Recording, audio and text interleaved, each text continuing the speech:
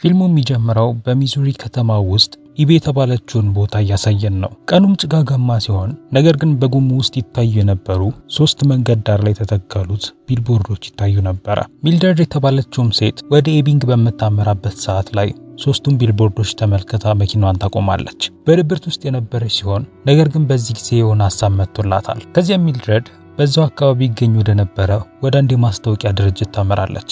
እዛም በቦታው ላይ ሆኖ እየሰራ የሚገኘው ዌልቢ የተባለ ሰው ሲሆን ሚልድሬድ ለአንድ ዓመት ያክል እነሱን ለመከራየት ጥያቄ ታቀርብለታለች። ዌልቢም በጥያቄዋ ተገርሟል። ምክንያቱም ከ1996 ጊዜ ጀምሮ እነዚህን ቢልቦርዶች የተጠቀመ ማንም አልነበረም። በዛም መንገድ ላይ ሰዎች መንገድ እስካልጠፋባቸው ጊዜ ድረስ እንደማያልፉም ይናገራል። በዚህም መሃል ላይ ሚልድሬድ በጀርባዋ ተገልብጣ የነበረችን ጢንዚዛን ትመለከታለች። ጢንዚዛዋም ለመነሳት እየተጣጣረች ነበር። ለዌልቢም $5000 እና በቢልቦርዱ ላይ እንዲጻፍላት ትፈልግ የነበረውን ነገር በወረቀት ጽፋ ትሰጠዋለች።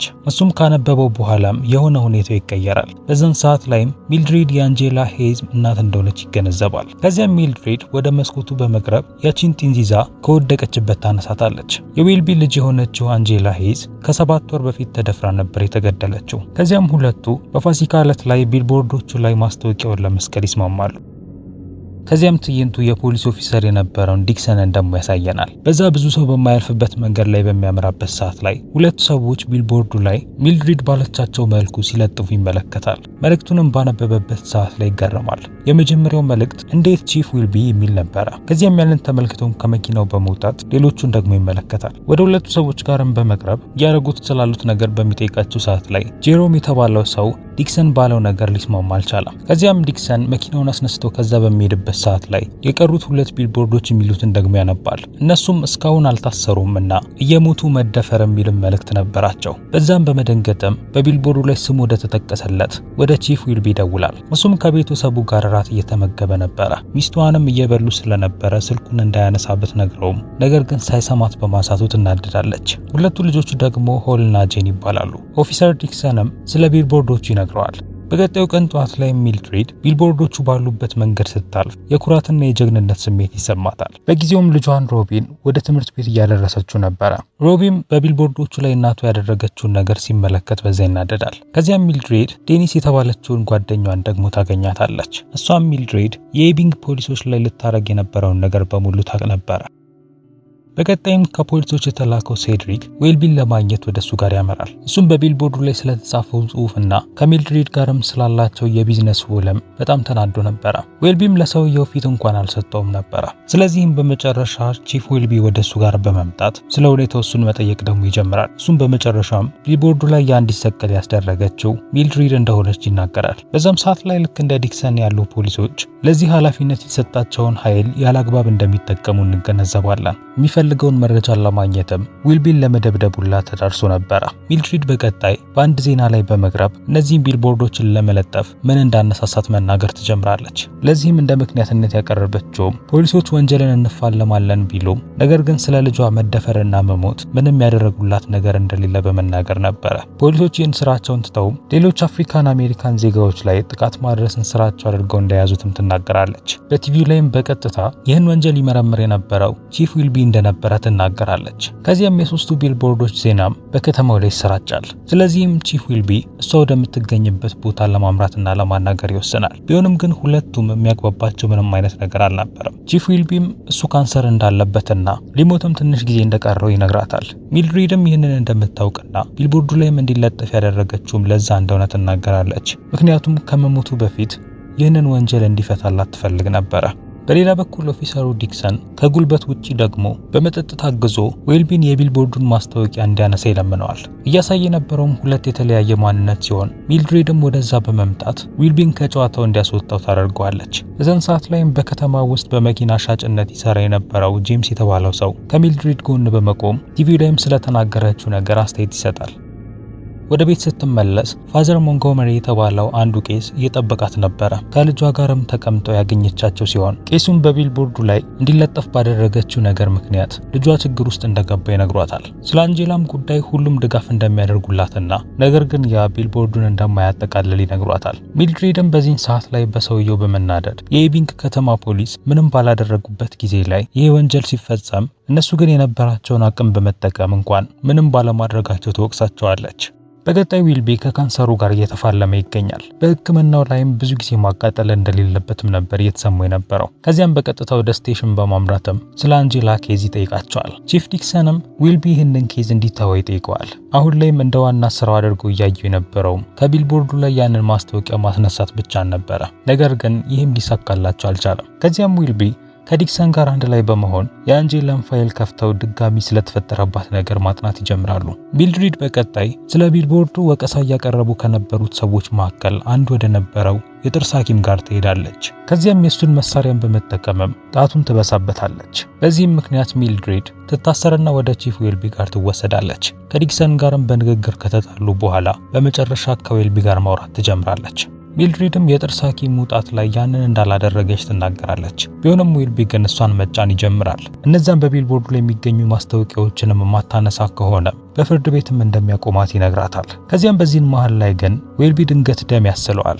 ያሳለውን ፊቷ ላይ ስለነበር ይቅርታ ይጠይቃታል። እሷም እርዳታ ካገኘች በኋላም ዊልቢም እንደዛው ወደ ሆስፒታል ይወሰዳል። ሮቢ ምንም እንኳን በእህቱ ሞት ቢናደድና ቢያዝንም ነገር ግን አሁንም እናቱ ባደረገችው ነገር ተናዷል።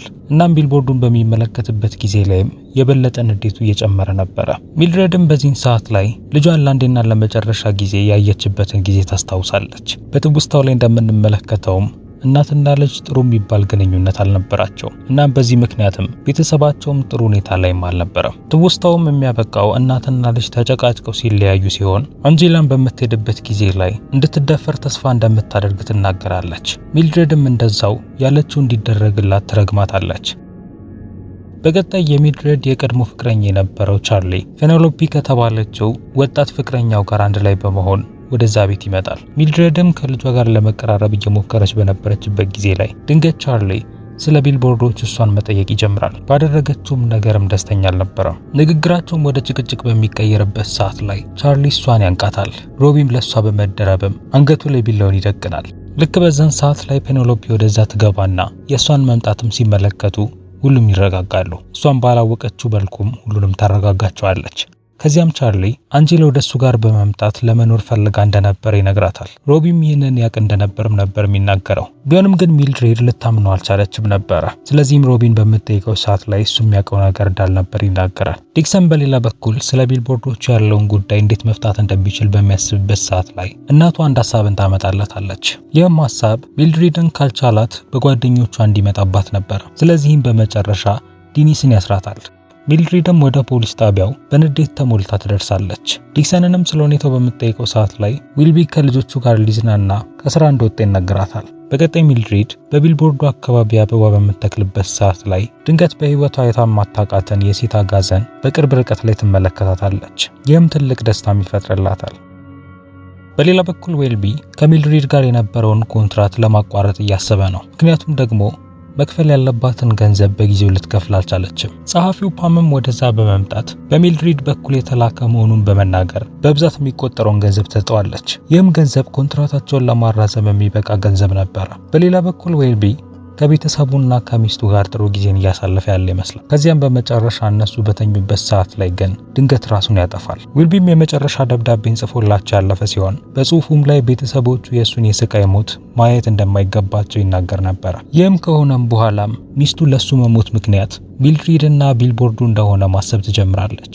የዊልቢ መሞትም በቲቪ ላይ በሚዘገብበት ሰዓት ላይ ዲክሰን ሰምቶ ከባድ ሐዘን ውስጥ ይገባል። ከዚያም በመጨረሻም ወደ ዊልቢ መስሪያ ቦታ በማምራት ጸሐፊዋን አልፎ እሱን መጥቶ ይደበድበዋል። ከዚያም በመስኮቱ አውጥቶም ይጥለዋል። ይህንንም ያደረገው አዲሱ ቺፍ ኤቨርክሮምቢ እየተመለከተው ነበረ። ያልበቃ ብሎት እሱን የሚሰድበውና በመጨረሻም ከስራው ይባረራል። ሚልድሬድ በቀጣይ እየሰራች በነበረችበት ሱቅ ውስጥ አንድ ማታውቀው ሰው ይመጣና ሊሸጥ የተቀመጠውን ዕቃም ይሰብራል። ያ ብቻ ሳይሆን ልጇን የደፈረውና የገደለው ሰው እሱ ሊሆን እንደሚችልም በመናገርም እሷን ማስፈራራት ይጀምራል። ነገር ግን ልክ አን ወደዛ በመጣችበት ሰዓት ላይ ቦታውን ለቆ ከዚያ ይሄዳል። አንም ወደዛ የመጣችው አንድ ደብዳቤ ለሱ ይዛላት ነበር። ይህም ደብዳቤ ዊልቢ ከመሞቱ በፊት ለሚልድሬድ የጻፈላት ደብዳቤ ነበር። ዊልቢም ለሚልድሬድ ፍትህ ለማግኘት የሄደችበትን ርቀት አድንቆላታል። ከዛ በተጨማሪም የቢልቦርዱን ሐሳብ እንደወደደውና ኮንትራቱንም ማራዘም ባቃታት ሰዓት ላይ ገንዘቡን ከፍሎ የሚያራዘመላት እሱ መሆኑንም ጽፎላታል። በቀጣይ ሚልድሪድ ከሮቢ ጋር ወደ ቤት በምትመለስበት ሰዓት ላይ ቢልቦርዱ በእሳት እንደተያያዘ ትመለከታለች። እሳቱንም በቶሎ ቢያጠፉትም ነገር ግን መልእክቱ በሙሉ ጠፍቶ ነበረ። ቺፍ ኤቨርክሮምቢም ወደ ቦታው አምቡላንስ ይዞ ነበር የመጣው። ከዚያም ሚልድሪድንም አንዳንድ ጥያቄዎች ሊጠይቃት ቢፈልግም ነገር ግን ምንም አይነት መልስ ሳትሰጠው ከዛ ትሄዳለች። ዲክሰን በሌላ በኩል ከሴድሪክ ይደወልለትና ወደ ፖሊስ ጣቢያ እንዲመጣ ይነግረዋል። የጠራውም ከዌልቢ ተጽፎለት የነበረውን ደብዳቤ እንዲቀበለው ነበረ። ጽሑፉም የሚጀምረው ዌልቢ ዲክሰን ጥሩ ኦፊሰር የመሆን ፍላጎት እንዳለው እንደሚያውቅና ነገር ግን ያንን ለመሆን ትልቅ ትጋት እንደሚጠበቅበት እየተናገረ ነበረ። በሌላ በኩል ገንዘቧን ለማስመለስና ቢልቦርዶቹን የሚያቃጠለው ዲክሰን እንደሆነ በመገመት ሚልድሪድ ወደ ማስታወቂያው ድርጅት ታመራለች። ድርጅቱም ፖሊስ ጣቢያው ፊት ለፊት ስለነበረ እሳቱን ወደ ፖሊስ ጣቢያው ተወረውራለች። ውስጥ ላይም ከዲክሰን በስተቀር ማንም አልነበረም። እሱም ደብዳቤውን እያነበበ ስለነበረ ከኋላ የተነሳውን እሳት አላስተዋለም ነበር። ስቴሽኑን በእሳት መያያዙን በተገነዘበበት ሰዓት ላይ ግን ዲክሰን በእሳቱ ይያዛል። ነገር ግን ደብዳቤውን አንብቦ ልቡ እየተቀየረ ነበረ።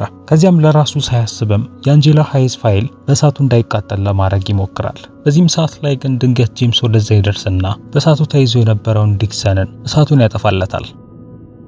ጠዋት ላይ ቺፍ ኤቨርክሮምቢ ወደ ጄምስና ወደ ሚልድሪድ ይመጣል። ጄምስን በመዋሸት ይህንን ያደረገውን ሰው እንዳላየ ይናገራል። ከዚያም ሚልድሪድ እና ጄምስ ባመጣው ሐሳብ መሰረት ከፍቅር ቀጠሯቸው እየተመለሱ በነበሩበት ሰዓት ላይ ፖሊስ ጣቢያው በእሳት ሲያያዝ አይተውት ከውስጥ ሲወጣ የነበረውንም ዲክሰን ሊያድኑት እንደቻሉም ይናገራሉ። ፖሊሱም ከዛ በሚሄድበት ሰዓት ላይ ጄምስ ሚልድሪድን ለራት ይጋብዛታል። እሷም በሐሳቡም ተስማማለች። በሌላ በኩል በእሳቱ የተጎዳው ዲክሰን ሰውነቱ በሙሉ ተጠቅልሎ በሆስፒታል ውስጥ ገብቷል። በሚያስገርም መልኩ ደግሞ ዊልቢ በሚገኝበት ክፍል ውስጥ ነበር ያስገቡት። እሱም አሁን ላይ በደረሰበት አደጋ ምክንያት የመርሳት ችግር የገጠመው ሲሆን ዲክሰንም ከመስኮቱ አውጥቶ ስለጣለው ይቅርታ በሚጠይቀው ሰዓት ላይ እሱ ግን ሊያስታውሰው አልቻለም ነበረ። ቢልቦርዱ ላይ ማስታወቂያውን ከለጠፉ ሰዎች መካከል አንዱ የሆነው ጄሮም ወደ ሚልድሪድ ጋር በመምጣት ቢልቦርዱን በድጋሚ እንዲያስተካክሉ ሐሳብ ያቀርብላትና ጄምስ፣ ሮቢ፣ ዴኒስ እና ጄሮም ሚልድሪድን በመርዳት ማስታወቂያውን በድጋሚ ይለጥፉታል። ሚልድሪድም ከጄምስ ጋር በራት ግብዣው ላይ በነበረችበት ጊዜ ላይ ዲክሰን ብቻውን በሐዘን ተሞልቶ እየጠጣ ይገኛል። ከዚያም ግን በባሩ ውስጥ ከጀርባው ተቀምጠው የነበሩ ሁለት ሰዎች የሚያወሩትን ነገር ይሰማል። አንደኛው ሚልድሪድ ወደምትሰራበት ሱቅ መጥቶ ሲረብሻት የነበረው ሰው ሲሆን አብሮት ለነበረው ሰውም አብሮት በነበሩት ወንዶች ፊት ስለ ደፈራት ሴት መናገር ይጀምራል። ዲክሰንም ከባሩ በመውጣት ውጪ ላይ ሲጋራ ማጨስ ይጀምራል። ነገር ግን የወጣበት ዋነኛ ፍላጎቱ ያልነበረም ሐሳቡም የመኪናው ታርጋ ቁጥር ስንት እንደሆነ ለመመልከት ነበረ። ዲክሰንም ወደ ባሩ ተመልሶ ወደ ቦታው በሚቀመጥበት ሰዓት ላይ ያ ሰው እስካሁን ያወራውን ነገር በሙሉ ዲክሰን ሰምቶ ሊሆን እንደሚችል ማሰብ ይጀምራል። ከዚያም ዲክሰንን ለማናደድና ከዛ እንዲሄድ ለማድረግ ሲል እሱን መሳደብ ይጀምራል። ቢሆንም ግን ዲክሰን ጭራሽ መጥቶ ከጎናቸው ይቀመጣል። ከዚያም ያንን ሰውን በማታለል ፊቱን ይቧጭረዋል። እቅዱም የሱን ዲኤንኤ ማግኘት ሲሆን ነገር ግን ይሄ ወደ ድብድብ ውስጥ ያስገባቸዋል። ሰውየውም ጠጥቶ የነበረውን ዲክሰንን ደብድቦ ይጥለዋል። በመጨረሻ ግን ዲክሰን ፖሊስ መሆኑን በተገነዘቡበት ሰዓት ላይ ሁለቱም ከቦታው ሮጦ ያመልጣሉ። ቻርሊ በቀጣይ ሚልድሪድ የነበረችበትን የእራት ግብዣን ለማበላሸት ሲል ከጎኗ ሄዶ ይቀመጣል። ነገር ግን የራሱን ፍቅረኛ በጠረጴዛው ላይ ትቷት ነበር ወደዚህ ሊመጣ የቻለው። ጄምስም ከመታጠቢያ ቤት በሚመለስበት ሰዓት ላይ ቻርሊ ቢልቦርዶቹ ላይ በተፈጠረው ነገር እንዳዘነ ይነግራታል። ቢሆንም ግን ጄምስና ሚልድሪድን የሚያናድዳቸውን ነገር ተናግሯቸው ነበር ሄደው። በዚህም ምክንያት ጄምስም ተናደው ከዛ ይሄዳል። ከዚያም ሚልድሪድ ፌኔሎፒና ቻርሊ ወደ ነበሩበት ጠረጴዛ ጋር ታመራና ቻርሊንም ፌኔሎፒን እንዲንከባከባት ትነግረዋለች። ዲክሰን በቀጣይ በባር ውስጥ ያገኘውን ሰው ከባጨረ በኋላ በጥፍሩ ውስጥ ያገኘውን ዲኤንኤ በአንድ ብልቃጥ ውስጥ ይከተዋል። ከዚያም ያንን ወደ ፖሊስ ጣቢያም ከወሰደ በኋላ በቀጣይ ሚልድሪድን ለማግኘት ወደ እሷ ጋር ያመራል። ስላገኘው ዲኤንኤ እና በባር ውስጥም ስለተፈጠረው ነገር በሙሉም ይነግራታል። ሚልድሪድም የእሱን የልብ መቀየር ከተመለከተች በኋላ ታመሰግነዋለች። ኤቨርክሮምቢም በቀጣይ ዲክሰንን ባደረገው ነገር ያመሰግነዋል። ነገር ግን ባደረጉት ምርመራ መሰረት ያመጣላቸው ዲኤንኤ በምርመራ ቦታው ላይ ከተገኘው ዲኤንኤ ጋር እንደማይመሳሰል ይነግረዋል። ከዛ በተጨማሪም ወንጀሉ በተፈጸመበት ጊዜ ላይ ተጠርጣሪው ከሀገር ውጭ እንደነበረ የሚያሳይ መረጃም እንዳለም ይነግረዋል። ዲክሰንም ከዚህ አሳዛኝ ሁኔታ በኋላ ወደ ቤት ይመለስና ጠመንጃውንም ባፉ ውስጥ አስገብቶም ራሱን ሊያጠፋ ይወስናል። ቢሆንም በመጨረሻ ግን ወደ ሚልድሪድ ጋር ለመደወል ይወስናል። ከዚያም የአንጄላን ገዳይ ሊያገኙ እንዳልቻሉም ይነግራታል። ሚልድሪድም ይህንን በሰማችበት ሰዓት ላይ ሀዘን ውስጥ ትገባለች። ምንም እንኳን የሚፈልጉት ወንጀለኛ እሱ ባይሆንም ነገር ግን ይሄም ደፋሪ ስለነበረ ዲክሰንና ሚልድሬድ በመጨረሻ ያ ሰው ወደሚገኝበት ወደ አይዳሆ ለመሄድ ይወስናሉ። ይህንንም ያደረጉት ዲክሰን ባስታወሰው የመኪና ታርጋ ቁጥር በመታገዝ ነበረ። ሚልድሬድም በጉዟቸው ላይ ፖሊስ ጣቢያውን ያቃጠለችው እሷ እንደሆነች ትነግረዋለች። ዲክሰን ግን እንደሚያውቅ ይነግራታል። ወደ አይዳሆም እየሄዱም ያን ወንጀለኛ እንዴት እንደሚገሉት ማሰብ ይጀምራሉ። ሁኔታቸውን በትኩረትና በጸጥታ የተሞላም ነበረ። ፊልሙ ይህን ይመስል ነበረ። ቪዲዮን ላይክ እና ቻናሉን ደግሞ ሰብስክራይብ ማድረጋችሁን እንዳትረሱ። በሌላ ቪዲዮ እስከምንገናኝ ድረስ ግን ቻው።